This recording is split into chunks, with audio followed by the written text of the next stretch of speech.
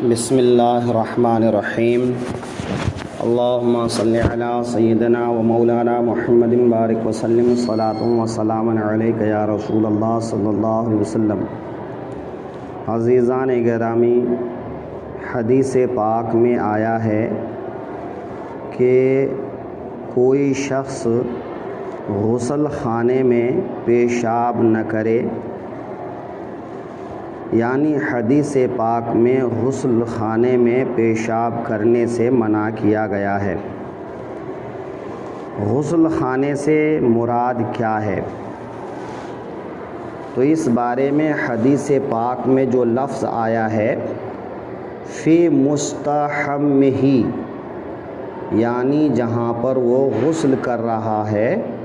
اس جگہ پر، یہ مستحم کا لفظ جو ہے پہلے ایسی جگہ کے لیے بولا جاتا تھا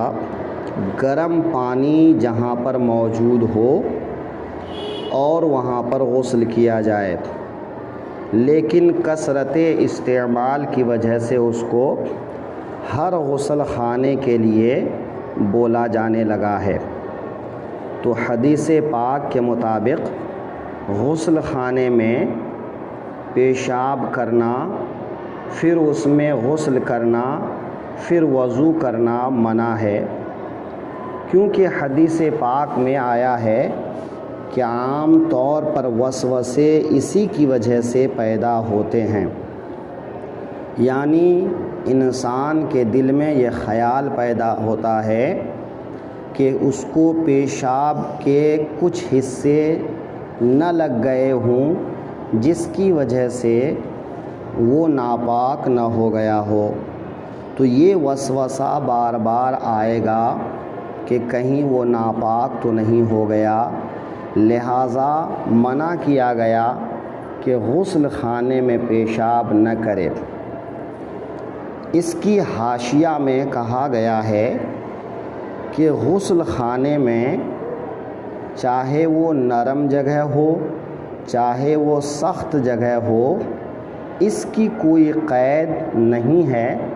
بلکہ مطلقاً غسل خانے میں پیشاب کرنے سے منع کیا گیا ہے۔ لیکن اگر آپ حالات پہ غور کریں تو پہلے سے اب حالات بالکل بدل چکے ہیں کہ پہلے غسل خانے کی جو زمین ہوتی تھی وہ پکی نہیں ہوتی تھی، لہٰذا کچی زمین پر غسل کرنے اور پیشاب کرنے سے یہ بات زیادہ ممکن ہوتی تھی کہ پیشاب کی وجہ سے غسل خانہ ناپاک ہو جائے، اور جب غسل کا پانی اس میں گرے تو پھر چھینٹے اوپر آ جائیں۔ لیکن آج کل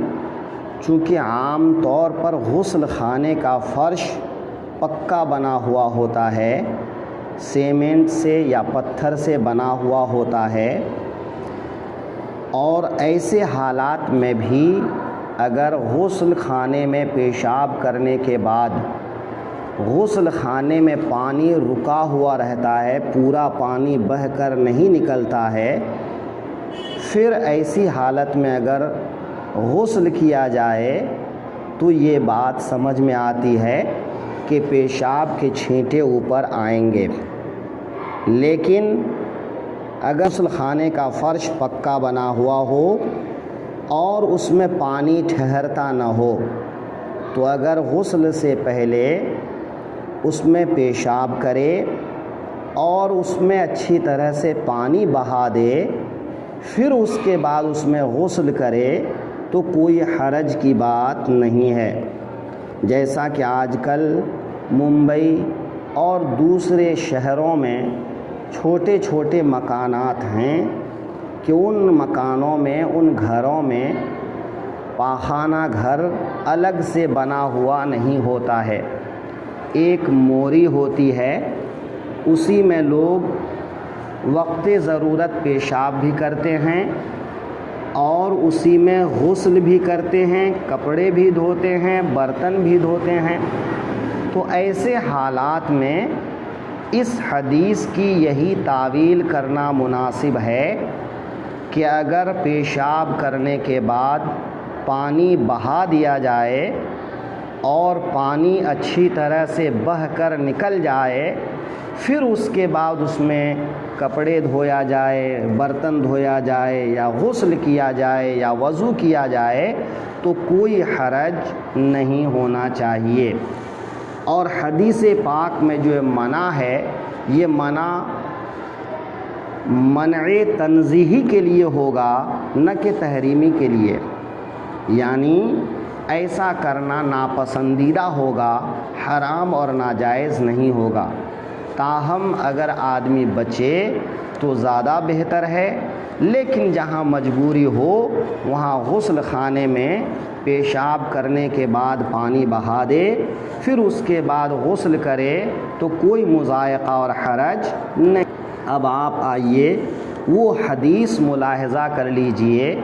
جس حدیث میں منع کا حکم آیا ہے۔ ابو داؤد شریف صفحہ نمبر 5 کتاب الطہارت میں ایک باب باندھا گیا ہے، بابٌ فی البول فی المستحم۔ یہ باب ہے غسل خانے میں پیشاب کرنے کے سلسلے میں کہ اس کا کیا حکم ہے۔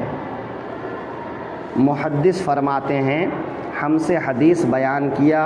احمد ابن محمد ابن حنبل نے اور حسن ابن علی نے، ان دونوں نے کہا کہ ہم سے حدیث بیان کیا عبد الرزاق نے، اور کہا احمد نے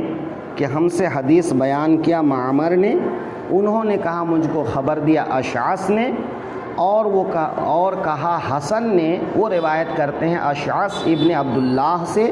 وہ روایت کرتے ہیں حسن سے، وہ روایت کرتے ہیں عبداللہ ابن مغفل سے۔ قال رسول اللہ صلی اللہ علیہ وسلم، عبداللہ ابن مغفل کہتے ہیں کہ فرمایا رسول اللہ صلی اللہ علیہ وسلم نے، لا یبولن احدکم فی مستحمہ، کہ تم میں سے کوئی شخص پیشاب نہ کرے اپنے غسل کرنے کی جگہ پر، ثم یغتسل فیہ، پھر اس جگہ غسل کرے۔ قال احمد نے کہا ثم یتوضأ فیہ، کہ پھر اس میں وضو کرے،